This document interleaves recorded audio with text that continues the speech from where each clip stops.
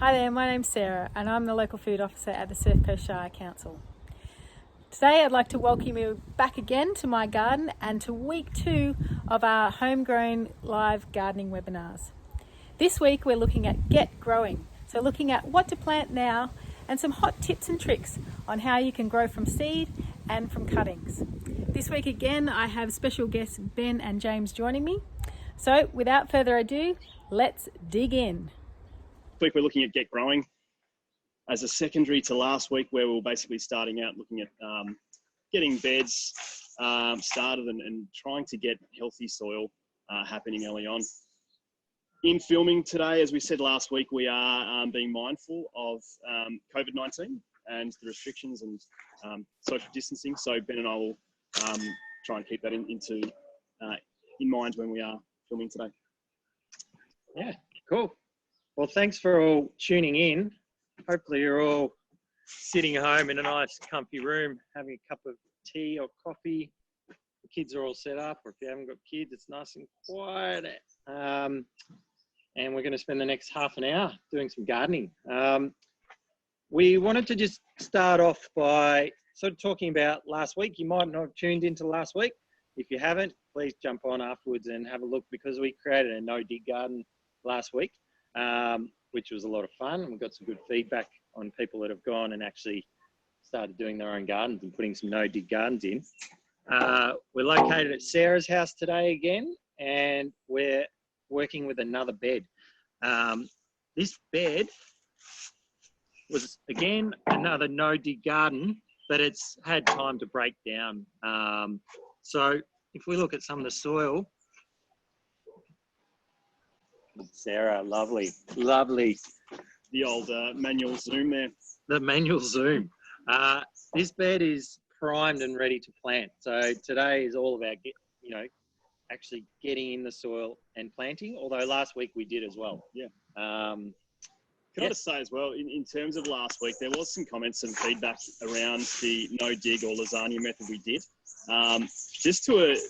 Just to elaborate, that what we did last week was the primo lasagna. That wasn't just a stock standard sort of home job. That was, we pretty much did every possible layer we could with the carbon and nitrogen. But we included so many goodies in there that garden bed we did last week is going to hum along. If you don't have access to those things at home, if you're zooming in from Central Victoria or somewhere else and you can't access seaweed, not a problem. Don't use seaweed. If you can't access the coffee grinds or the coffee husks, that's fine. Use something else. Even as basic as cardboard, some pea straw, some compost, that's enough to get you going. So just remembering though, you are doing the carbon layer, the nitrogen layer, and sort of staggering those things. That's right. Keeping a balance within, and you can do that in a compost setting as well if you're wanting to develop your soil at home and build your own soil. Yep, but we'll touch on that maybe in another episode.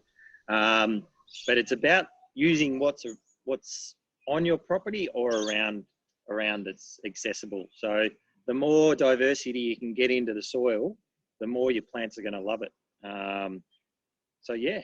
Excellent. As Ben said, this is ready to go today. So we are going to be looking at a few things, obviously seasonality and what to be planting now. If you're new to gardening, we don't want you going out and buying the nicest looking, beautiful tomato seedlings and sticking them in now because you won't succeed. We want to give you some tips that will make you succeed early and have success with gardening. So you feel good about it and you keep going. We're also going to be looking at seeds versus seedlings and then some other ways you can actually get a garden established as well. So we'll start off with a bit of seasonality. Yes. So we're in one of my favourite seasons. I absolutely love autumn. Often you have finished harvesting all your lovely summer crops. And just on that, that's an opportunity now. And if you've grown some lovely produce, it's a lovely chance to actually save the seed. So once you really get into gardening, there's really good opportunities to save some of the really good seed that you've grown on your property. You might have loved that, amazing tomato that one of your neighbours gave you, and it's just been brilliant. We'll talk about how you can save some of the seeds, and we're going to talk, James is going to talk about tomatoes and pumpkins. But it's also about letting plants go to seed in your garden. That is a fantastic way of saving seed, and you'll get to a point where a lot of things you won't even have to go down and buy seed for. So at the rental property that I'm living at the moment, I pulled out some parsley seed today just to show you that you can let things go to seed. And it's actually not just about getting the seed. These plants, when you do let them go to seed, start attracting beneficial insects into your garden, which can actually really help you have a bit more success in the garden. Yep. The other thing, obviously, with this gardening caper we're talking about, parsley is so easy to grow. And not only are you growing beautiful food, you're also saving money. So a packet of parsley from the supermarket, $3-4. You've also got all that plastic around it too. Whereas you can grow the most flavoursome, beautiful parsley for most of the year and have it readily available really easily. That's right. The other thing with letting things go to seed, you get the seeds, obviously, which we're about to talk about. You also get the pollen. So things like fennel. Fennel is one of the most amazing things to self-seed in a garden. The fennel pollen that you get off that, if you're a licorice or an aniseed fan, it is unbelievable. It is so flavoursome. And just sticking that in salads or on, other dishes that you're creating in the kitchen, it really adds that extra sort of zing and flavour to your dish. So lots of benefits. And it's amazing how many seeds you actually get from one plant. Like this parsley plant actually, and this is a good point to make, don't collect seed or let it go to seed in your garden if the plant actually hasn't been that healthy. So if you've had a crop of parsley, let your healthiest parsley plant go to seed. And once you get to a stage where it's dry, you can collect it and you'll have literally thousands of seeds from some plants off the one plant. So you can start sharing it to your neighbours, make perfect gifts. Coming up to Mother's Day, beautiful gift for your mother-in-law. That's the healthy one, not the unhealthy. We'll just clarify that. Well, we'll leave that up to you at home. And otherwise, you might not even use all the seed. This is just another layer which you can go back into your garden in that no dig. But once you let things go to seed in your garden, and we're just looking at Sarah's garden, there's lots of things that will just come up forever and you won't have to buy again, like lettuces and silver beet, parsley, coriander. A good healthy garden, you'll just feel rich. And once you've got all these marvelous seeds, it doesn't really matter too much. Like I just throw seeds in my garden willy-nilly. Feel a bit like Santa sometimes, just throwing seeds all over the place. But we're going to be a bit more specific about how we plant seeds. We won't just be throwing seeds at the camera today. Oh, we might. We'll see. No, or concepts to the camera either. No. So we might go into something which is often in people's compost is the pith and seeds of pumpkins. So we've got here some pumpkin scraps, which you'll be pretty familiar with. However, these are actually quite viable seeds. So what we can do is simply get a roll of paper towel and find a sunny spot somewhere. Get out as much of the pith as you can and sort of separate out the seeds. Sit them on the paper towel and let them dry out. And then pretty much you've got some pumpkin seeds which are going to be good to store and keep for the following year. And they're pumpkins that I believe, Sarah, you grew them yourself. And how many pumpkins did we get this year? 40 or 50. 40 or 50 pumpkins in Fantastic. An urban backyard is a pretty amazing thing. And I think Sarah, just on that, used a lot of the paths. So it wasn't putting pumpkins in here to grow. It might have been on the edge, but they were growing along. So you can get an amazing crop. I think it's a really good point that we wanted to raise. And because they did so well, why wouldn't you keep the seed and share that? The other thing is with pumpkins, often, keeping viable seeds that are from a good crop. If you grow some yourself or your parents or grandparents or whoever grows good pumpkins, keep those seeds. The ones from the supermarkets, generally, I wouldn't be keeping, particularly if they're conventional. Often people go, oh, great, I've got a pumpkin growing in my compost and nothing actually fruits. It doesn't eventuate. So, good quality, organic, biodynamic, homegrown pumpkins are the way to go. The other one I want to quickly touch on is tomato seeds. Ben's going to do the poor man way I'm going to do the lazy man. the lazy man. Lazy man. So basically, this one I only learnt recently from my mum.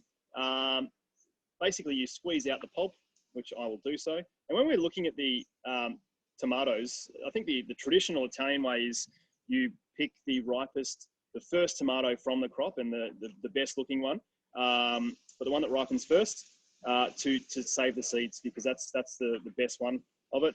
So basically today we're going to get out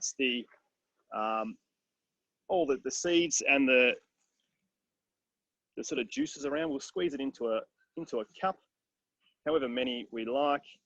Fantastic. We're going to leave it for a few days in its juice, and it will dry out, obviously. And it's going to turn white. So once it's turned white, it's sort of going through a fermentation process. We then fill it with water. And the ones that float are the unviable ones. The ones that sink after they've settled down are the good ones that we can actually store. So that's a good way of working out which seeds are going to be good, which seeds are not going to be good. Scoop the ones off the top, and then we store them in a suitable environment. Which would be what, Ben? How do we store seeds? Well, you want a dry environment, and often you don't want light getting into your seeds as well. So I have a woodshed, which I dry. Actually, I dry a lot of garlic. I dry pumpkin. So if you've got a space, but it might be inside as well. You don't want temperature fluctuations. Anything else? It's important that we should add. Yep. People often use old fridges as well, just a nice dark, constant temperature. So yeah, insulated. Put them next in your wine cellar. If you've got a good wine cellar that. Okay, I'm gonna show you a bit more of a lazy man's method. So again, grab your tomato, grab your seeds. I've come up a bit closer. And you can do this with other seeds as well. But basically, I'm not doing this too well, but absorbent paper. And you can actually pop each seed. You can be really, if you want, finicky about it, and you can lay them up. And then once that dries, you can chop them into squares. Again, send them off as gifts to the mother-in-law, or save them at home. I've had a lot of success saving seeds this way. So maybe just trial a few different methods. Sometimes it works, sometimes it doesn't. That's okay. All right. And we won't save these ones today because Sarah saved all her tomatoes. Paper towel just can go straight into compost. So whenever if we use any paper towel or newspapers or any of that sort of stuff, that can go straight into your garden bed. Let's use the stuff that you create in your household to go back into your garden bed. Beautiful. And then in a few weeks' time, we'll have a beautiful tomato plant there.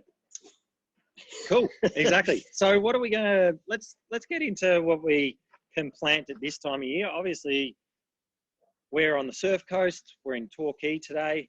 I think a really good tip is one thing is to get to know, if you're a beginner gardener or if you're new to gardening, is to get to know someone who actually knows and has had some experience gardening. Absolutely. Because they'll be able to give you those vital tips. They've done the hard yards. They've learnt when the best time is to put in garlic, for example, or beetroots or carrots or whatever we're going to talk about today.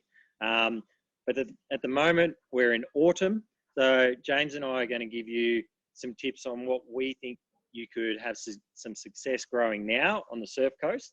If you're in central Victoria or if you're up in Darwin, just get to know your climate and what's suitable for growing. We're going to talk about seeds first. James, do you want to? Yeah, so when we're talking about seeds, we're talking about what we're going to plant directly into the garden, this prepared garden bed. And then afterwards, we'll talk about from seedlings. So walking into a hardware store or a garden centre, at the moment, there are a lot of things which I wouldn't even touch as seedlings. So yeah, important to actually know which is which. For me, root veg is something that you would never plant from seedling. Okay, so if you see a punnet of carrots down at your hardware store, I wouldn't touch them. Great to actually plant into the ground directly. But carrots aren't a great one for starting out.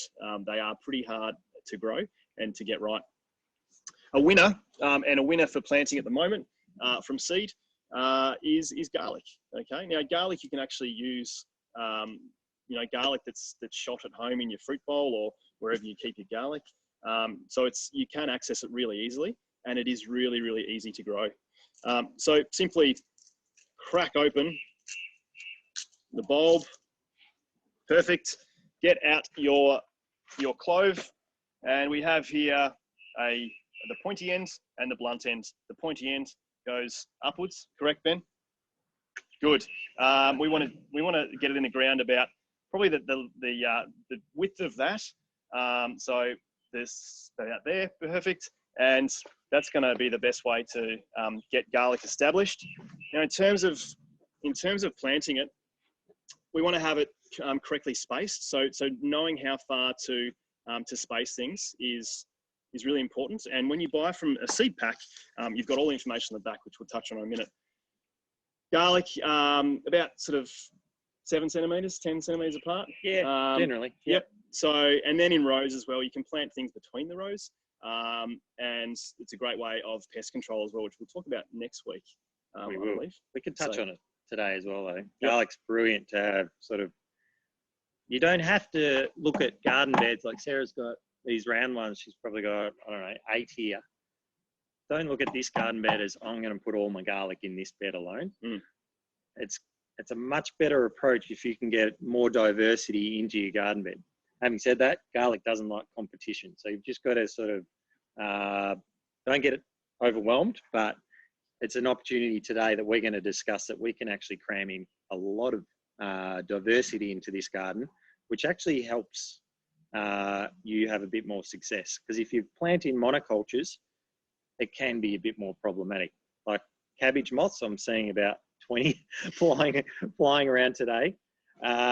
If you planted all your cauliflowers or brassicas in the one bed, they'll gravitate towards it. So we will cover it a bit more in coming weeks, but it's something to think about if you're going to get out and grow on the weekend. Great. Yeah. And keeping in mind also the aspect we talked about last week of height of things as we're growing too. I'm going to stick this garlic clove in nice and near at the front.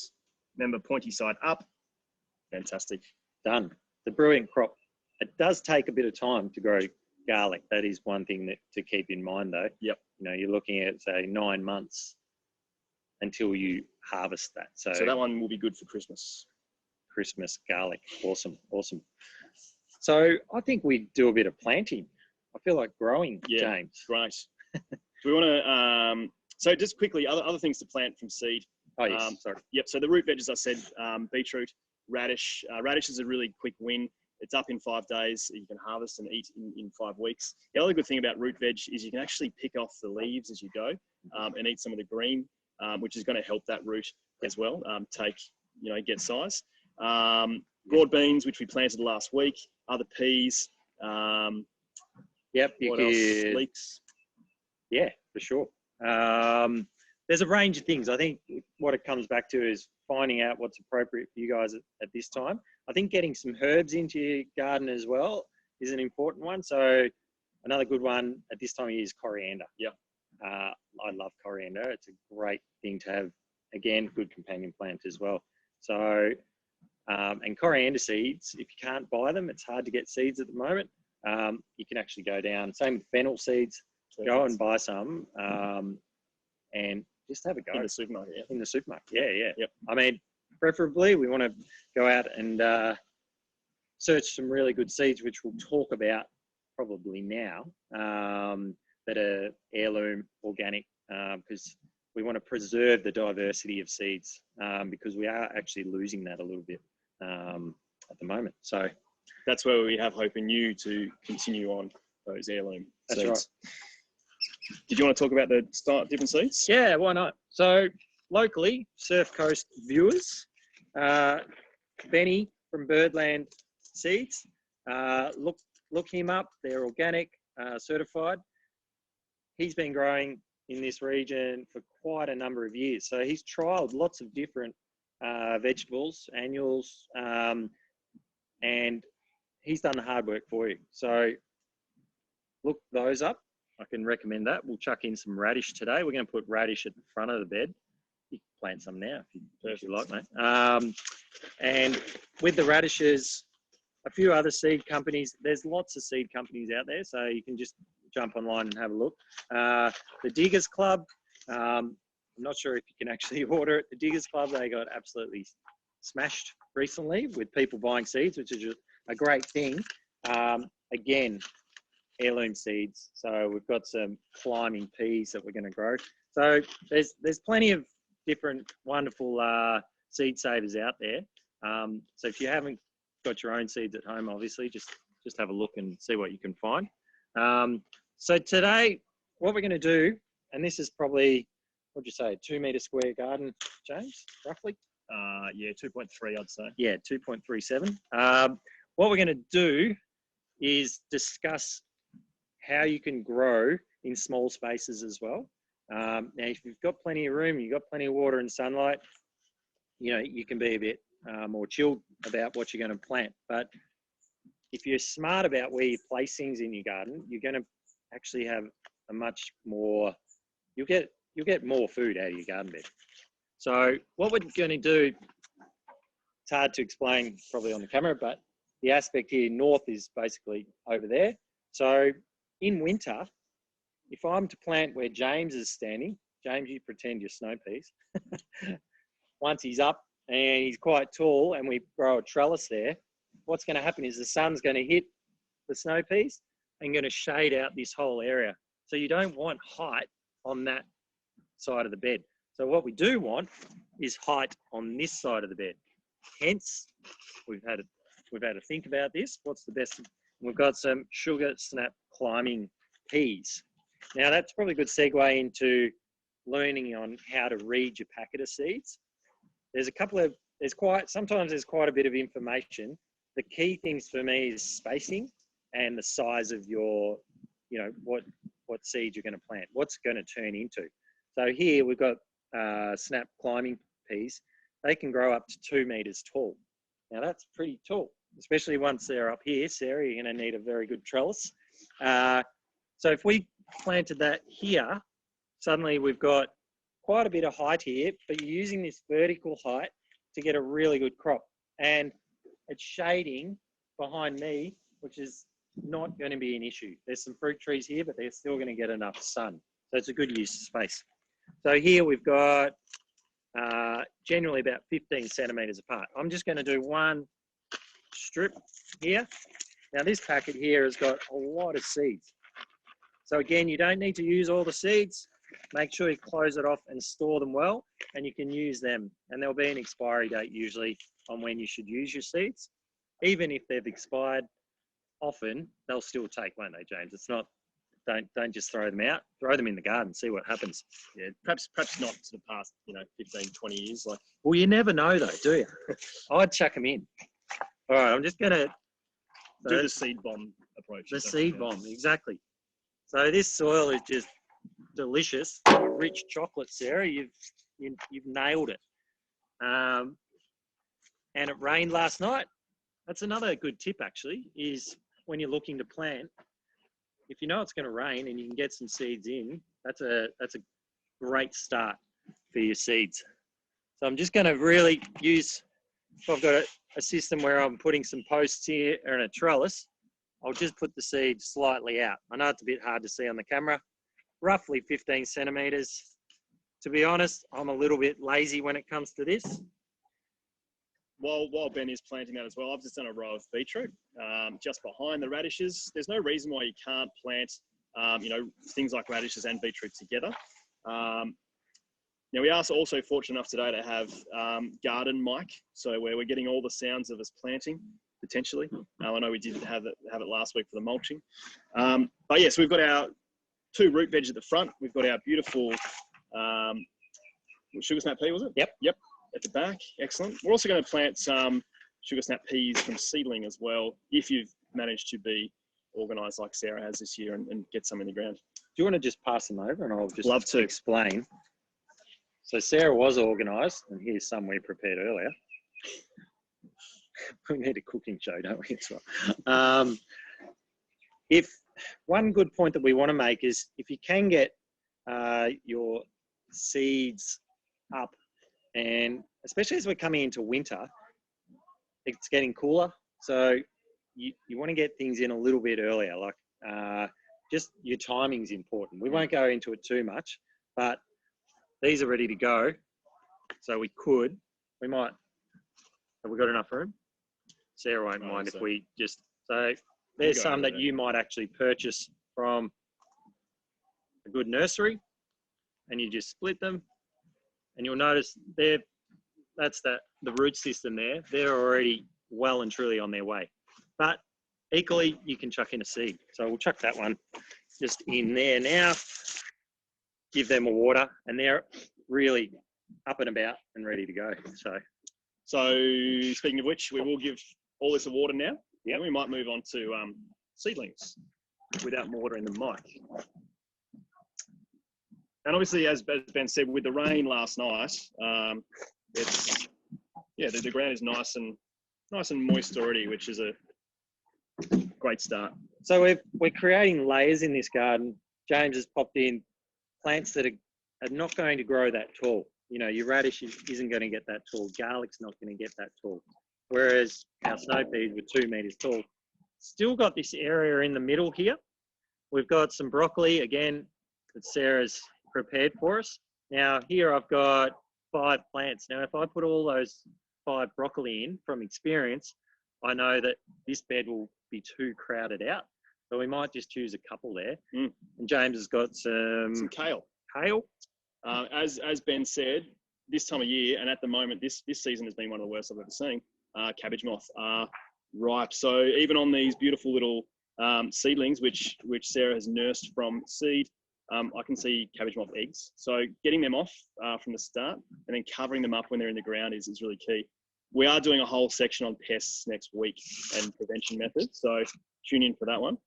Damn pests. Yes. It's okay. We can deal with pests. We're not talking about the mother-in-law either. No.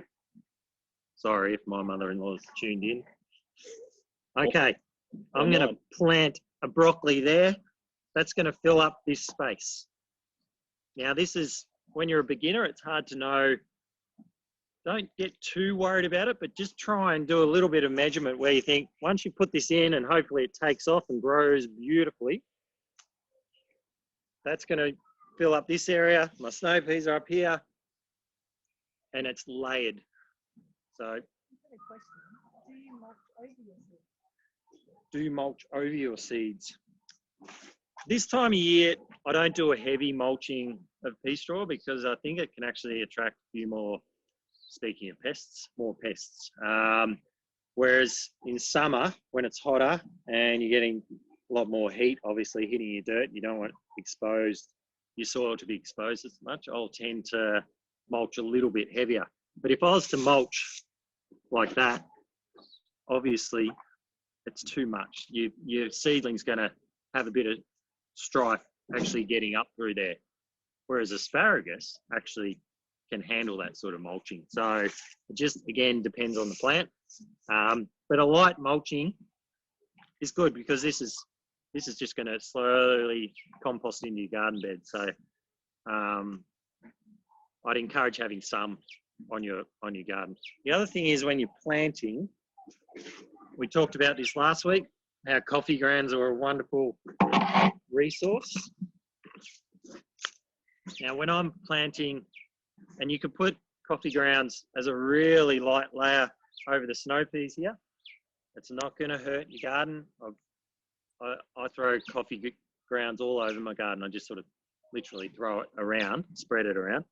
Whereas I've had success in the past just sprinkling it around plants like this.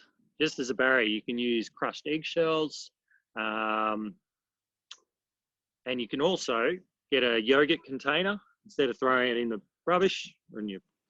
You can cut out the bottom and sit that on top, which we haven't got one for today, but I think you get the principle. Nestle that in. That's another barrier for whatever it is that wants to chew these lovely leaves. The critical point is now that they're susceptible, they're young, but once they get up, it's your plants will be a lot stronger and healthier. So this is a pretty critical time. Yeah. Anything to cover them, whether it be milk containers with the bottom cut off, or yeah, the big hummus tubs turn upside down. You can use lots of different things.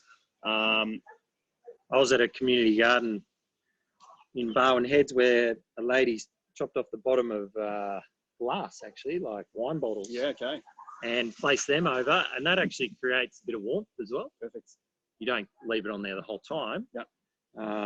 Good excuse to have a cheeky glass of wine and use that as a resource as well, James. And won't blow over as well. That's true. Yeah. But yeah, something to cover from those pests is key, whether it's, a netting setup or it's string somehow set up, or complete plastic is ideal as well. Yep. And with the cabbage moths, just on that alone, some of Sarah's beds can be fully netted. It's a great way of getting your plants up and getting them established, and then you can take the net off and let some of the beneficial birds and other insects come in to your garden. All right, we're going to move on. Should we move on to some quick wins, some different ways other than seed and seedling? We'll do. Why not? Yeah, so cuttings. We'll start with cuttings quickly. Yep.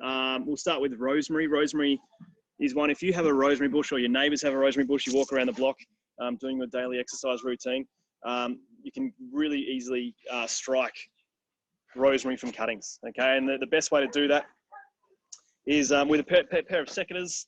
Probably this one's a bit long. Yeah, mate. Thank you.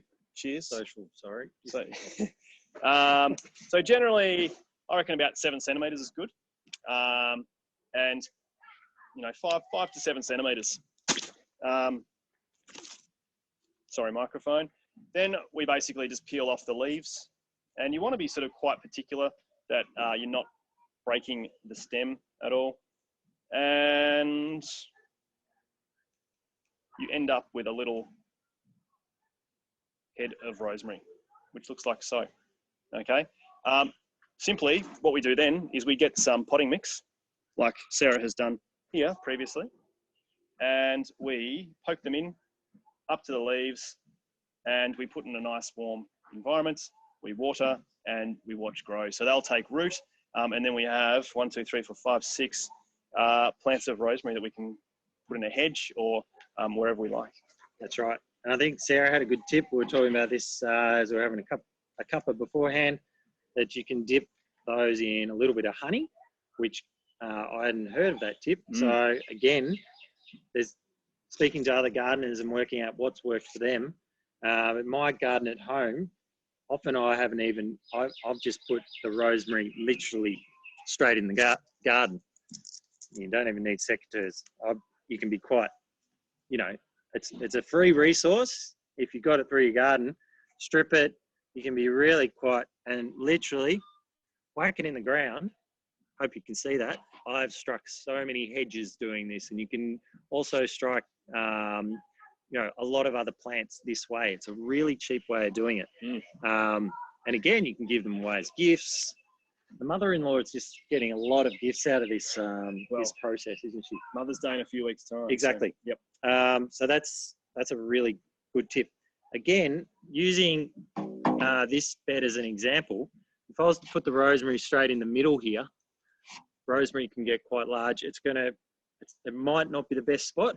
You can get rosemary or thyme. You might use the edges of your garden bed. So if it's not a raised bed, again, put in more marginal spaces, a good use of space. Herbs are really hardy, so you can put it in spots that other things might struggle to grow in, and it's going to bring in all those beneficial insects. Okay, so another herb which is really easy to strike from cutting is Vietnamese mint, or mint as well for that matter. These ones I actually soaked over the week, and you can hopefully see, tiny little roots shooting out from here. Now these are good to go, basically straight in the ground, straight in a pot. I would definitely not be planting it in a garden bed like this because it will take over. Same with mint. They're prolific and they just take over places. So yeah, put them in a pot, great in a sunny spot, on a balcony, even if you've got a really small space, these are great and lots of flavour for your food. Mint, we can do the same. They are looking already, just from the sun today, a bit dried out. We only picked these this morning. But yeah, lots of roots. In mint, you can just easily rip up some root, stick it in the ground and go from there. The other one I'll quickly touch on at the moment, this time of year, autumn, Ben's favourite season, strawberries. Runners are going everywhere. So if you've got a friend who is a gardener, make friends with them. Get some strawberries.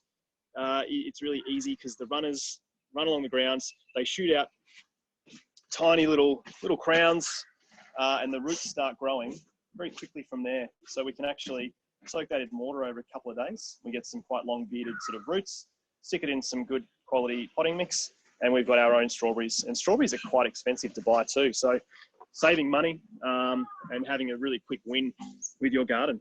Exactly. I've just ducked off into another part of Sarah's lovely vegetable garden here. And this is, Sarah's thrown lots of different seeds amongst the garden, bit of a scattergun approach, I believe, or it might be a little bit more technical, but she's had some amazing things that have just come out of the wonderful soil she's created, which we'll talk a bit more about soil in a sec. But borage, this is a little borage or barrage, if you want to be posh or pretend you're French. I like borage. This is a brilliant plant. I absolutely love it.